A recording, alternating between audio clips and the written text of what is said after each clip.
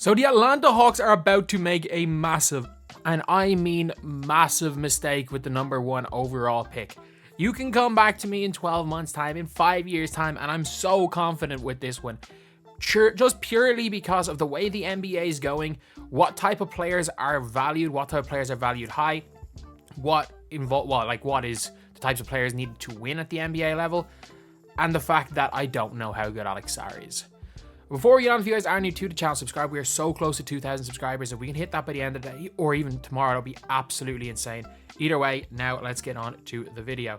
So, lads, the Atlanta Hawks are going to take Alex Sarr. That is almost a given. It is almost a given that Alex Sarr is going to be going to the Atlanta Hawks. I would be shocked if it goes any other way. Because obviously, people are saying the Hawks need a big. I don't know how Alex Sarr is going to be good straight away. And since the Hawks got the number 1 overall pick, people have been trying to convince themselves that this is Wemby 2.0. He is someone that would have been considered a unicorn in years past. But I just find it hard to see where he translates to be good right away. Like, he's going to be a decent enough defender, I guess. But the athleticism, the vertical was there. The vertical was there from the draft combine. He's 6'11" without shoes. So you're looking at somebody that people are like, oh, he's 7'1". He's 6'11" without shoes. He's 7'1" with shoes, but they measure a lot of guys without shoes now. He might have been 7'1" back in the day. Nowadays, he's 6'11". He does have quite a high vertical leap. But as far as the running was concerned, was he that much faster than Donovan Clingan? No. Was he that much faster than Zach Edey? No. He didn't look absolutely incredibly quick. The jump shot doesn't look good. Like, he has some ability to shoot the ball. It still doesn't look good. So, out of all the, bigs, I know Clingan off the dribble was even better, but his jumper looked smooth. Whereas Alex Sarr's jumper it doesn't look great. It really doesn't. Like, he was decent in the NBL. Like, he was very decent in the NBL. However, the NBL is probably not as good a league as Pro A. And we're seeing right now Zaccharie Risacher scoring 26 points in a playoff game in the Pro A. Pro A is the closest league as far as how it's played to the NBA. Just the way that the players play. It is as close as you can get to NBA basketball, not in the NBA. It is the closest thing. It is where, in the last year, BBALL Daily and Victor Wembanyama have come from. And in Victor Wembanyama, yes, he was the MVP of the league, but he was putting up quite similar stats in both leagues. Like, he was putting up fairly similar stats in both leagues, and he was honestly, it was obvious that he was going to be good. And I'm seeing some people say John Salone is going to be better than Zaccharie Risacher, and he's just not. He's just not. Like, if we're going to be calling Alex Sarr 7'1", if he's 7'1", then Risacher is 6'10". Like, he's not at the draft combine. Why? Because he's still playing meaningful basketball. He played in the Euro Cup. He played in the Pro A. He's looking good. And when we look at the prototypical players in the NBA right now, a 6'10" wing with a long wingspan who can shoot the ball. Was he the best shooter in the world? No. Shot around 35% from 3. Today, he went 5 of 7. He went 5 of 7, so he has that ability to shoot the ball. So I wouldn't be surprised to see him come in as a rookie in and around that 35% mark. And that's fine when you're starting off your NBA career. Obviously, pure shooters are expected to do a bit better. But to start off his career as a 6'10" wing who plays defense at 35% is fine.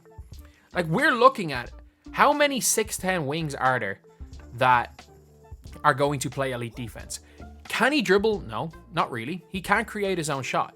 But when you look at the Atlanta Hawks, they don't need a big. They just keep Clint Capella. Like, they've got Clint Capella. He's going to offer more next season and in the next 2 years than Alex Sarr is. Whereas Zaccharie Risacher is going to be a perfect complementary piece. Like, you've got obviously Bogdanovic coming off the bench if you're Atlanta. Like, imagine just as far as versatility, like just pure length, ability to shoot the ball a little bit. If you're able to put Hunter and Risacher on the floor at the same time, if you're able to get a 2-guard in a trade for DeJounte, and you're able to put these two prototypical NBA wings on the floor at the same time, who are going to both play defense, both hit shots, both free up some space to Trae Young, and you've still got your roller. For me, it's not that it's a no-brainer, because Alex Sarr does have the highest upside in this draft. And I think that one of the reasons why you can see the Hawks taking Alex Sarr is that the Hawks might not necessarily think that like they're going to be long-term with Trae Young.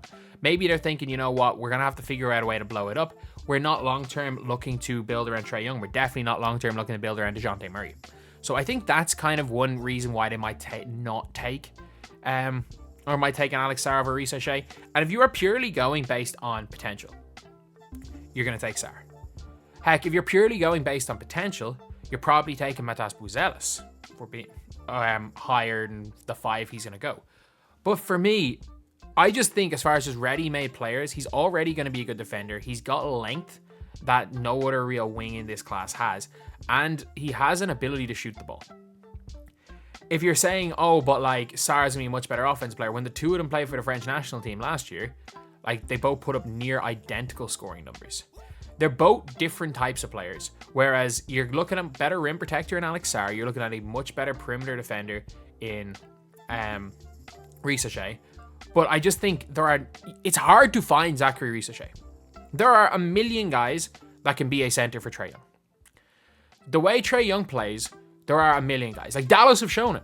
Dallas have showed that like if you've got an elite ball handling center or ball handling point guard who's an elite playmaker, just getting a roller and rim runner. We've seen what Derek Lively has done. We've seen what Daniel Gafford has done.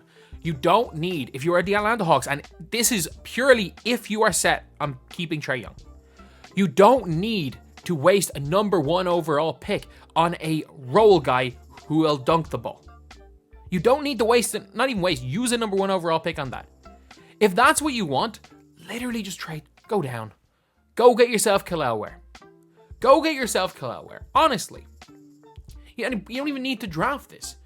Like, you can find a guy in a JaVale McGee mold. You can find a Daniel Gafford.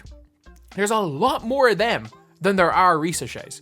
When we look at 6'10 wings, you've got Banchero, if you can consider him a wing. You got Franz Wagner, who can't shoot a lick.